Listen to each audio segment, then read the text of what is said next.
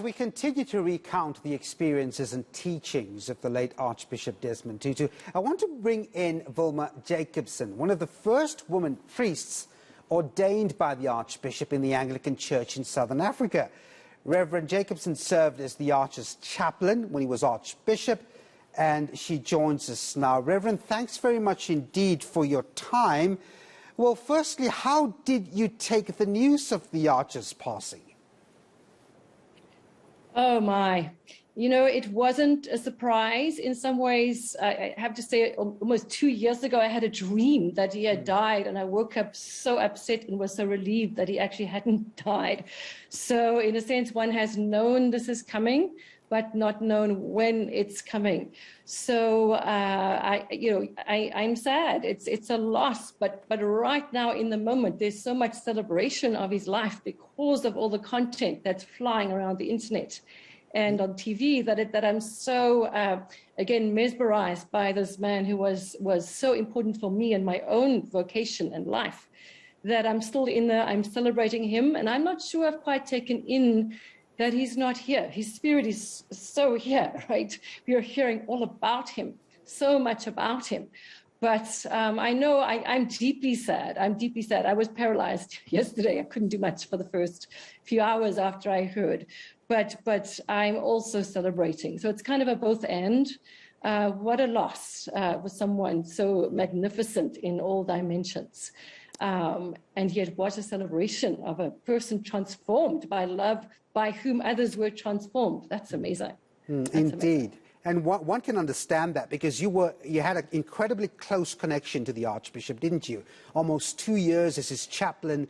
Just given your activist background, what was it like to work with this man who also had this very defined connection as you between faith and social justice? Oh, it was amazing. You know, I was the first woman he ordained as a deacon in 1988 when the church did not ordain women as priests. So in fact, I then had to wait 4.5 years until the church agreed that now is the time. And so I was sent into Mitchell's Plain in 1988. So we all know, if we know our history, what life was like in Mitchell's Plain and South Africa in 1988. I'm a single white woman, no family here. So I lived alone in the township in Mitchell's Plain. And it was an incredible experience. I learned so much. It was very, very stretching. It was formational in so many ways.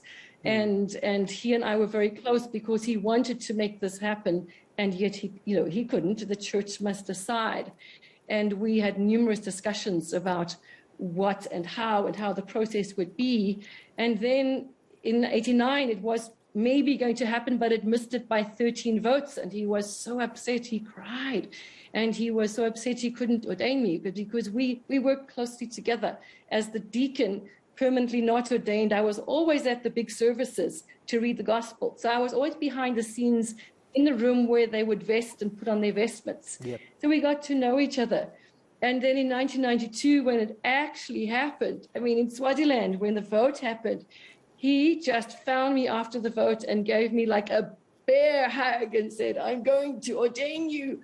And he did it 4 times. You know, he was so joyful.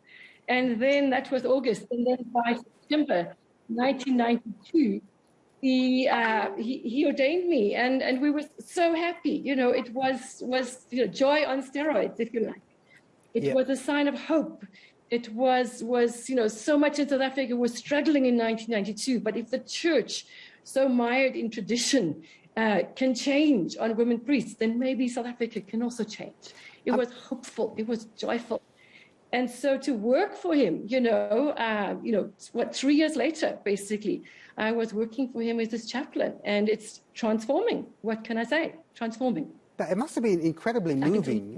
In terms of his convictions, I mean, he spoke out when he felt the interpretation of the scripture was just not to what was required. I mean, I suppose it was fitting then, once again, to be ordained by him who had this conviction as the first woman priest, wasn't it?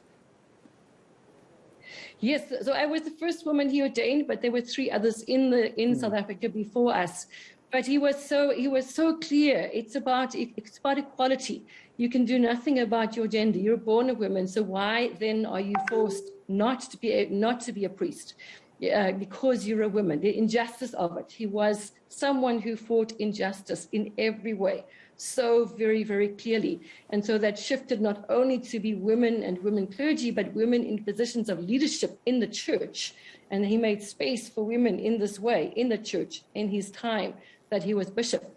And then it shifted again towards the end, where he started at the end of his time as bishop and archbishop, when he was talking about sexual diversity justice and the equality, always the need for equality, the need for no discrimination on the basis of gender, on the basis of something you couldn't do anything about. He was so clear. And so scripture also, was all a part of that, as was his prayer and his prayer focus around this. I want to shift on to perhaps another part of his life. I mean, you provided care and ministry for the Tutus in their Hermanus retirement home, didn't you? What were those years like? I'm sorry, I missed the question. I'm sorry. I'm saying, just shifting focus, you provided care and ministry for the Tutus in their Hermanus retirement home. What were those years like? Yes. That was so moving. I was out of South Africa for 17 years, working for the Episcopal Church in the US. And I only came back at the beginning of 2020. And I to Hermanus, to Fulmouth Retreat Center, where I'm the chaplain in the Hemelnaarde Valley. And they lived in Kidbrook, a retirement center nearby. And so I was asked to help him in a few different ways. And then COVID hit. And so family who used to come on weekdays to come and shop and do various things to help care couldn't come. Everything was locked down. And so my job changed, and I was asked to be there present with them to celebrate Eucharist and have communion with him and Leah 3 times a week. And to help with shopping, or to help with making a little breakfast, making hot chocolate with sugar like you like, and to help him to do that, to help them both to live safely in COVID, if you like. And that was both enormously moving, but incredibly challenging when we understood so little about COVID. And instructions were strict, and they were so locked down, and they couldn't always understand why. But also time with this man who was now so much older, had become the sweetest, gentlest old man that you could ever want to meet, who would always joke about things, and we would reminisce about things and have time to talk a little after communion, but just to sit and pray with them and to be with them in that way. What a privilege. I don't really have the words for it, but what a privilege for me. So special. Reverend, before I let you go, I mean, we spoke about this divine, or this defined connection between faith and social justice, and I guess that's what really embodied the late Archbishop. What did he really contribute to the church as an institution as we move forward after his passing that you think would stand out? You have to talk about gender and the ordination of women priests. When we were ordained in the years after, we would ask ourselves these questions, we being the women clergy, and saying, if Desmond Tutu had not been Archbishop at this time, would the church have been able to move to this point of ordaining women? He was for 10 years Archbishop of Southern Africa and therefore Bishop of Cape Town. It was one of his goals. It was one of his prime goals during his episcopate to ensure that women could be priests. Somebody else coming in might not have had that as a goal. It was his very clear goal. So institutionally, that was one of the clear goals. And as a woman, I'm biased, and I have to say that is so important. But of course, also the overthrowing of apartheid, the standing up and protesting, the telling of truth to power in the name of faith. All of those, the undoing of apartheid and the role of the church in assisting that, and his being a mouthpiece or a voice for those who then didn't have a voice. All of that institutionally was so important for the church. So I think you could say that was together, both gender and race, and then later sexuality, this equality, justice and equality, this fiery passion for that, transformed the institution. Now, all these years later, there are hundreds of women priests. There were like 20 of us in the whole of Southern Africa back in 1992, if that, right? So there's been a sea change, so much change since then. And he was, I think, the reason institutionally, of course, together with everything else, everyone else that goes with it. But the prime mover, I think, was him. When it failed in 1989, he was clear that this has to happen, ordination of women priests in 1992, and it did. And prayer was a part of that, his commitment to prayer and action. Meditation, prayer, reflection, action, all integrated and working towards this point of transformation and transfiguration, he used to call it, to transform the world. That's what he did. That's what he did with others, with a huge team, as he would always say. But he was the prime mover institutionally.